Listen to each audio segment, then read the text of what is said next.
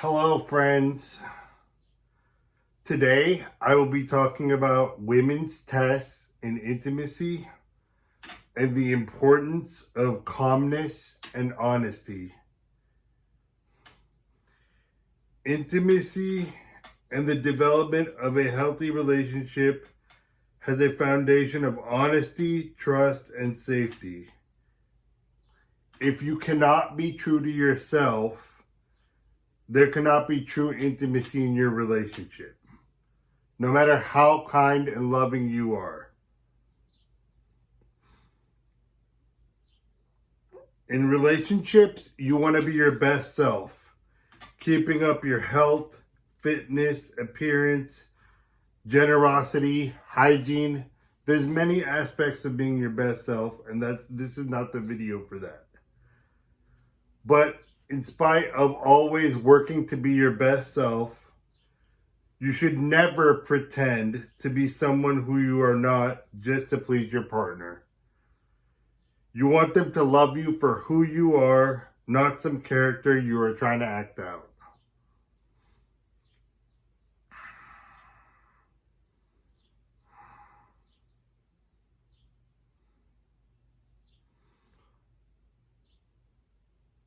Being your best self doesn't mean you aren't human. Trying to do everything based on what your partner wants, even when it harms you, causes resentment. It takes you away from your purpose, and it will make your partner lose respect, attraction, trust, and safety with you. Like so many hard to understand things about romance, your rough edges are what make you interesting and will show your partner the true you and showing your rough edges will build a strong bond of intimacy with your partner. It's important to be honest with your partner, and while it is necessary in relationships to compromise sometimes, if you compromise all the time, you will inevitably be resentful towards your partner, and they will not be able to trust you to speak your truth. If you don't have the guts to speak your truth with your partner, that means you're not capable of being vulnerable with them. And without vulnerability, there can be no intimacy and trust. Without intimacy and trust, your partner will stop wanting to have sex with you, and the relationship will slowly rot away like a once beautiful garden with weeds. And by vulnerability, I'm not talking about using them as your therapist or emotionally dumping all your problems on them. Keep that for your best friend or therapist. Your partner has their own problems. They don't need to hear all of yours necessarily.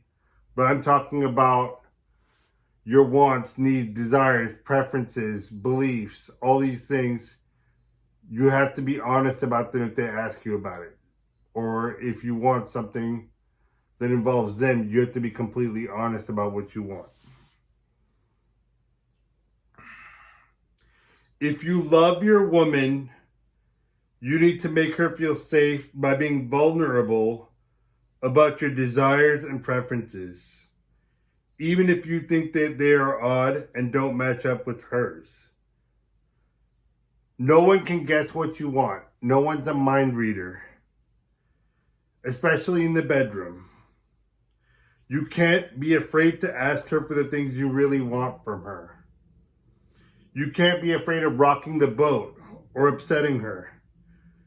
And you definitely can't be afraid of disagreeing with her, even if it makes her visibly uncomfortable or angry. Just because she's unhappy with you in that particular moment doesn't mean that the awkward interaction will not lead to a stronger bond of trust and intimacy between you, because she knows that you will always tell her the truth, even if it does upset her. And this allows her to let go and feel safe. This is why a lot of makeup sex happens after honest fights and arguments. because the vulnerability strengthens the bond between you two. And your woman will admire your strength for not changing your opinion for her. And you might think that it's the opposite if you don't agree with her on really hot button issues like politics or philosophy or religion. She'll run away. That's not true. If you stand your ground and you're honest, that builds a stronger bond of trust and intimacy. Don't be afraid of offending or upsetting your partner or rocking the boat if that's what it takes to stick to your values and purpose. Eventually, once you get used to speaking your truth, these once awkward and tense situations will be amusing to you because you know that they will lead to more intimacy, love, and sex. Along with honesty and trust, safety is essential to maintain satisfying intimacy for both partners. You might hate your woman for doing this, but it is a survival instinct for women to test the men that they are intimate with for their strength and self-control. If you cannot stay calm and solid when your woman annoys, insults, or loses her temper with you, how could she possibly trust you to stay calm in a more serious situation or even a life or death situation? Your woman might really love you, respect you, fuck your brains out, but at some point she will say and do surprising, shocking, and even hurtful things to test how calm you stay, which is a measure of your masculinity. Calmness is a measure of your masculinity, no matter what. Cool, calm, and collected. Yelling at her, trying to argue, or withdrawing shows weakness. If you stay calm, like an immovable rock, no matter how poorly she behaves, she will trust you. If you can genuinely respond with humor and an unbothered attitude to whatever her tests are, she will feel completely safe with you. In combat sports, the fighters are coached that getting emotional and taking things personally always leads to a loss and humiliation, while being imperturbable, logical, and emotionally non-reactive always leads to a win. The same strategy applies to romantic relationships. If she realizes nothing she can do or say can change her mature and calm demeanor, she will feel safe to be increasingly intimate with you, and her boundaries in the bedroom will disappear like a Happy Meal in front of a fat kid. All this being said, if your woman is crossing your boundaries repeatedly, being unfaithful, or verbally, emotionally, or physically abusive, and that's a pattern, and your calmness has no effect on her after a long period of time, or if she's testing you constantly and excessively to a point where you no longer look forward to spending time with her, you should leave and not look back, since you tried your best. If you are meant to be together, you should look forward to being with your woman, and her test should be occasional instead of an everyday and every hour burden. This you will learn with experience, what's too much, what's not too much, what you're willing to deal with. But all women, no matter how much they love you, will test you because that's their nature, and it's not their fault, and they're not bitches for doing it. It's a survival mechanism. Arguing with a woman never works. You cannot talk your way out of a disagreement. Lovingly agreeing to disagree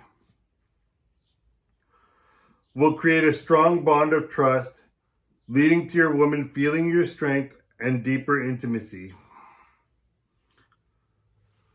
I want to give you a personal example. Me and my girlfriend do not agree on politics. And her family is more like agreeing with me, but she does not. She's rebellious against her family, so she does not agree with me on politics. And she does bring it up all the time.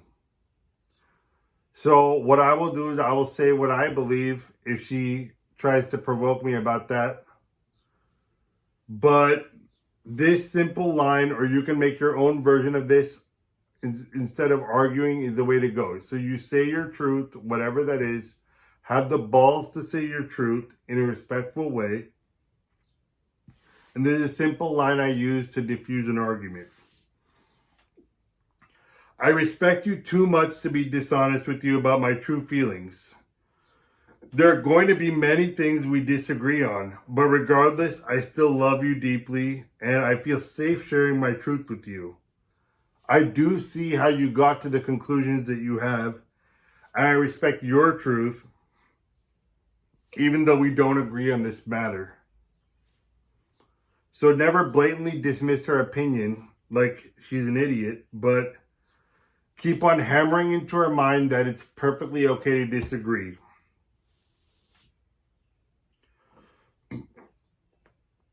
Like everything else I teach, passing women's tests and becoming imperturbable is a mental muscle you must strengthen. For many nice guys and people pleasers, implementing the strategies in this video will be extremely scary and nerve-wracking, and for more masculine men, it will come easy like second nature. I've been on both sides of the spectrum, and I can tell you, for the nice guys and people pleasers who want to be masculine men, it becomes like second nature and very easy and amusing the more consistently you practice it. So it's like strengthening a muscle in the gym. The more you do it, the more second nature, the more easy it becomes. I love you all. This video is more for the guys, but I will plan on doing some videos for women as well later on. And I just know I love and care for you all, whoever's watching this.